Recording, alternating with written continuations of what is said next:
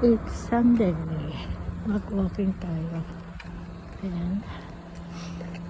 Maganda ang weather. Good weather today. Sunny. This is Coragano's main street. Going Coragano. Actually, ito, Simonogyo pa to. Sa amin. Itong way na to, going Coragano.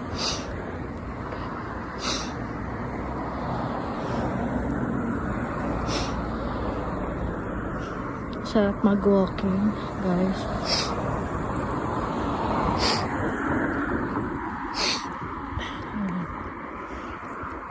Good weather pa. Sunny weather.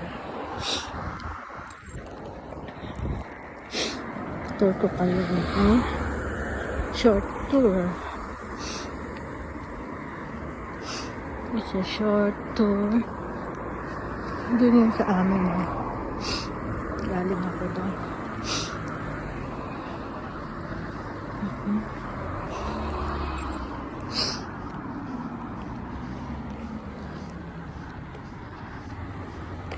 Mga bulaklak. Na orange.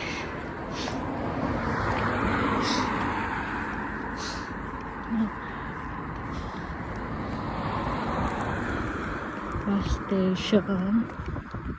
Going Yamanaka.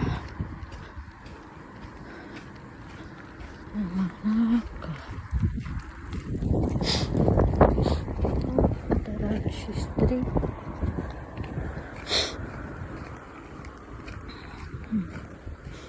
Ayan yung bus.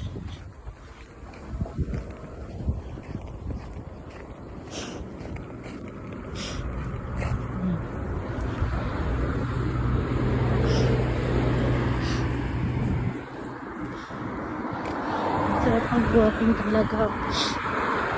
Mahangin. Tapos, maaraw. Napakasarap mag-walking.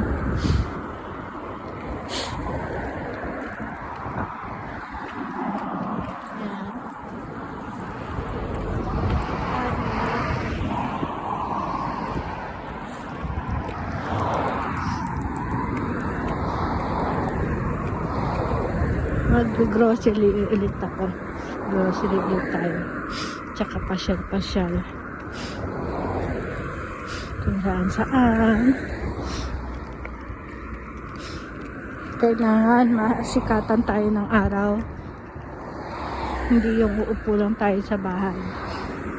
Kailangan natin ng natural vitamin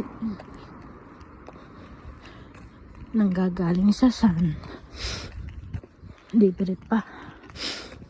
Diba? Mga housing dito.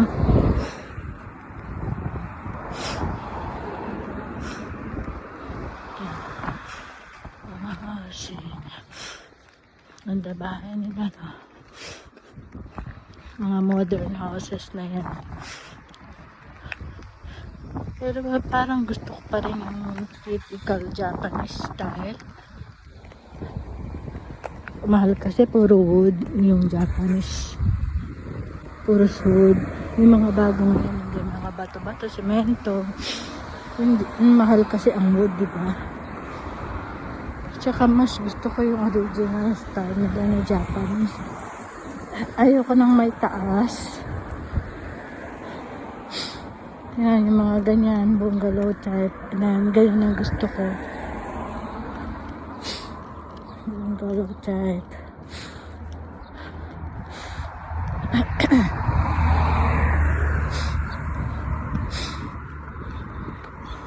Mahaba-haba na itong aking nilalaka. Ay, ba't tumawid to? Naka-red. Nasakit siya. Kasi tumawid siya, naka-red.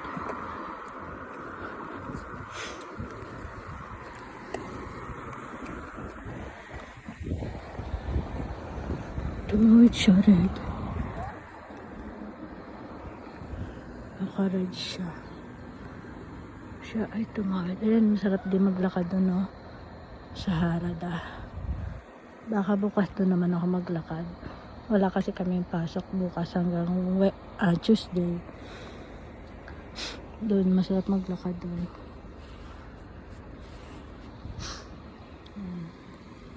Patayin ko muna ba may second part pa tayo. Ayan, ako na ang tatawid.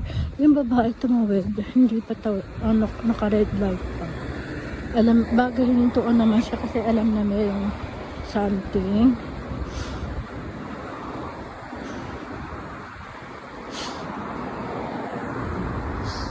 Nagsasalita siya.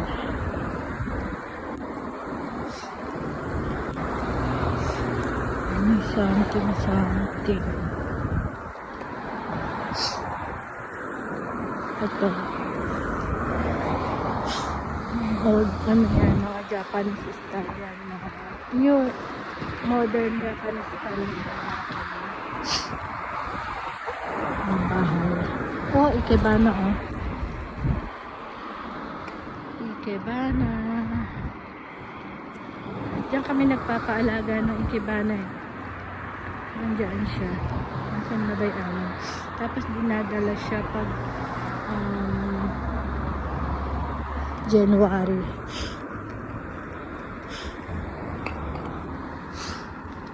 Ang ganda ng flowers, oh. Pag May, nag-bloom na lahat ng flowers dito. May kasi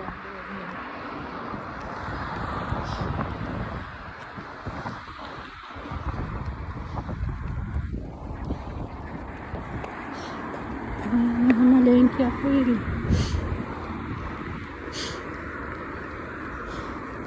So, kaya gustong unahin.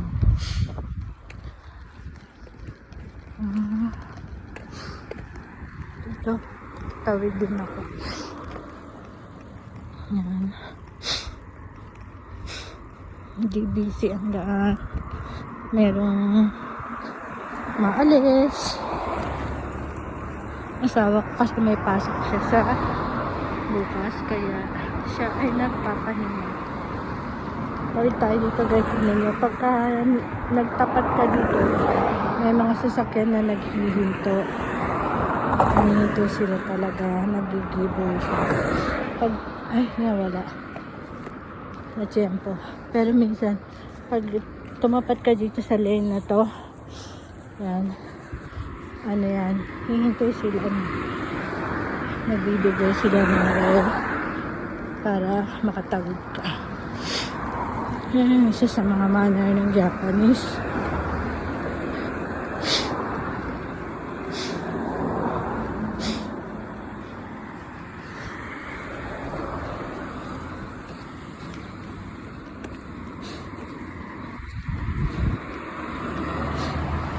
Bibili ako dito sa Welshire. Ano nga? Ay, Welshire. Sa Maroke. Ano bang bibili? Tingin-tingin na. Ay, doon pala kami bibili 7-Eleven. Yung parang cassava cake. Pag-uwi na lang. Yan. Taigi ng ano dyan. Nagmamassage. Doon ako pupunta ko sa Prese kasi wala na akong ipapakain sa anak ko. Kaya mag-grocery ako. Meron pero wala, kailangan ko ng stock kasi pag nag-start ulit ng work, mahirap sumaglit sa grocery. Pagod na ako. Dapat pala hindi ako nag-grocery muna kasi meron pa pala. Kasi Kentucky kahapon pinakain ko sa anak ko. Tsaka sushi. Tapos meron ako mga ano doon, mga isda. Ano kaya mabili? Paulit-ulit na lang kasi yung luto. Hindi kasi kumakain ng gulay si Koske. Parang kami noon ni Menchi. Hindi pala kain ng gulay. Pag nagkairo na siya, doon na siya matututong kumain. Kagaya namin. Dati hate na hate ko yung kamatis, pumpkin, mga gulay. Basta lahat ng gulay hate na hate ko. Ngayon naman gusto ko yung gulay. Pag nagkakaedad yata, iniisip na talaga yung yung healthy foods na. Ano kaya ang bibilihin ko dito sa meron kaya akong bibilihin? Wait, tingin-tingin lang tayo, baka meron. Doon pa ako pupunta sa preso. Wala lang, lakad-lakad lang. Ang palipas oras. Alcohol tayo.